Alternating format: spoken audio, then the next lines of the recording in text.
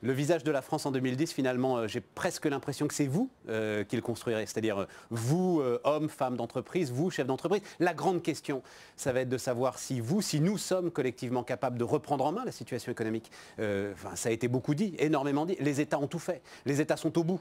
Maintenant, c'est à nous de nous reprendre en main. C'est à l'initiative privée de se reprendre en main et de construire quelque chose de nouveau, parce qu'on sent bien que l'attente sociale partout, c'est qu'il y ait quelque chose de nouveau, cette fameuse phrase « plus rien ne sera comme avant », bien cette fameuse phrase, tout le monde la prononce aujourd'hui, c'est à nous de faire en sorte que plus rien ne soit comme avant. 2010 pour l'industrie va être à nouveau placé sous le signe d'une accélération des mutations, des mutations dans tous les secteurs et dans tous les domaines. Et pour prendre, je vais vous donner simplement deux exemples.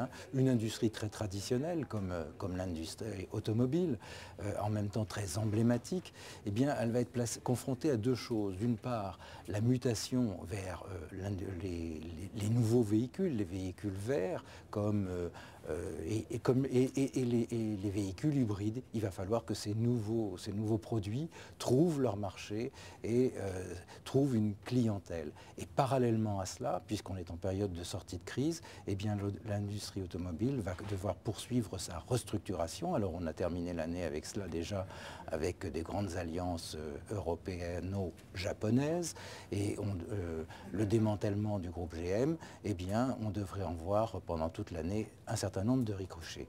Et si je prends une autre industrie, plus high-tech celle-là en tous les cas, eh bien comme l'industrie tout simplement des téléviseurs, on va voir qu'elle va être placée elle aussi sous le signe d'une grande mutation. Pourquoi? Parce qu'on a terminé l'année avec le film Avatar en 3D, eh bien on va voir apparaître au printemps les premiers téléviseurs en 3D qui vont avoir comme vocation d'éliminer tous les téléviseurs existants et de les remplacer. Et donc Panasonic, qui a travaillé avec Cameron sur Avatar, va lancer ses premiers téléviseurs, donc je le disais tout à l'heure, au printemps. Et puis Canal+, par exemple, pour prendre un exemple très français, eh bien, travaille actuellement sur un projet de chaîne 3D qui devrait faire son apparition à la fin de l'année. Alors la France en 2010, je retrouve pour la première fois depuis bien longtemps des chefs d'entreprise optimistes, tous ceux qui défilent dans le grand journal le soir, on voit la confiance qui revient, voilà, ils espèrent vraiment l'avenir avec des volontés peut-être d'investir à nouveau.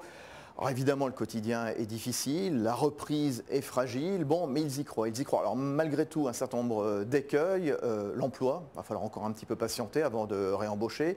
L'accès au crédit, messieurs les banquiers, continuez l'effort qui vous a été demandé en 2009. Et puis, vis-à-vis de la fiscalité, alors voilà, ça c'est le grand reproche en permanence, c'est on veut beaucoup plus de transparence, beaucoup plus de lisibilité. Et c'est vrai que l'abandon de la taxe professionnelle a été présenté comme un cadeau.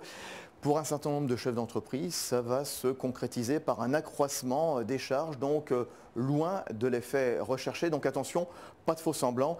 Et à cet égard, l'annonce, la constitution de cette taxe carbone ne s'annonce pas sous les meilleurs auspices. On voit des chefs d'entreprise extrêmement inquiets.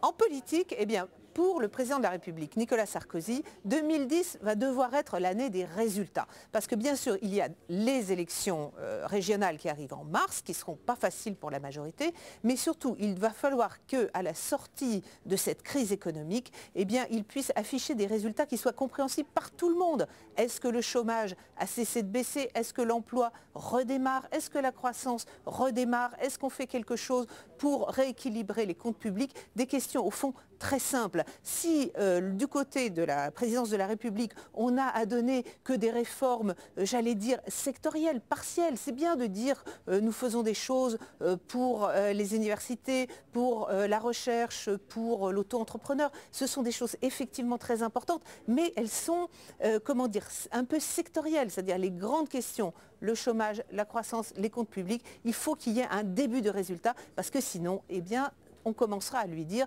tout ça pour ça.